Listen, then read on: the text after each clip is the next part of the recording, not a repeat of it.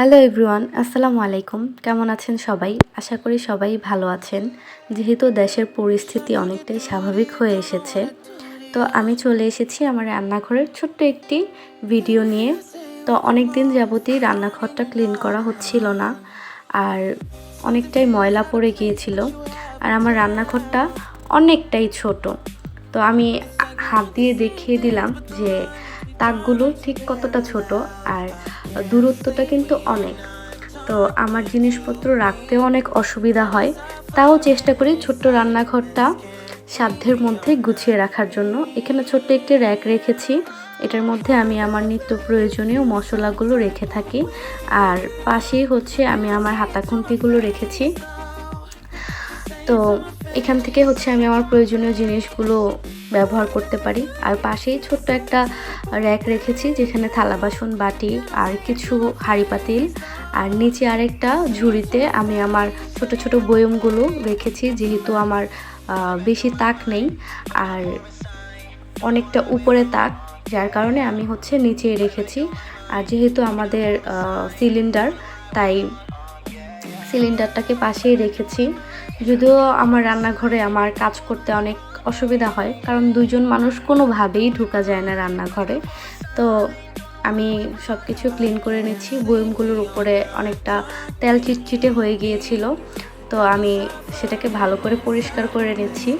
আর এখানে আমি আমার মেয়ের খাবারগুলো রাখি, তো আমি এখানে সব কিছুই রেখে নিচ্ছি।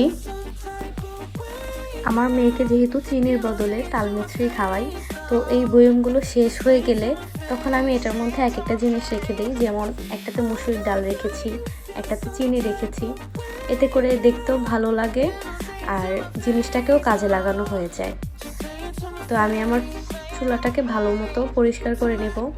আর আমি যদিও রান্নার পরে যেই তেল চিটচিটে ভাব হয় বা ময়লা হয়, আমি সাথে সাথেই মুছে ফেলি, এতে ভালোই লাগে, ময়লাটা খুব কম পড়ে। আর সপ্তাহে একদিন চেষ্টা করি চুলার নিচটাও পরিষ্কার করার জন্য।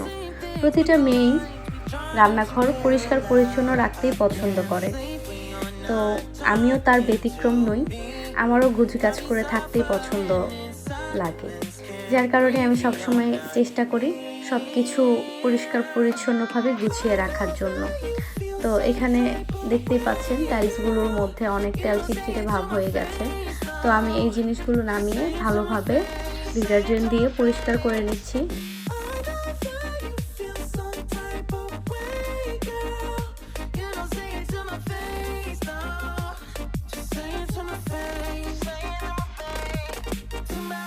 আমি কাজ করার সময় আমার মেয়েটা বারবারই আমার কোলে উঠতে চাচ্ছিল, তাই ওকে কিছু খেলনা দিয়ে বসিয়ে তারপর আমি আবার কাজ করতে চলে এসেছি।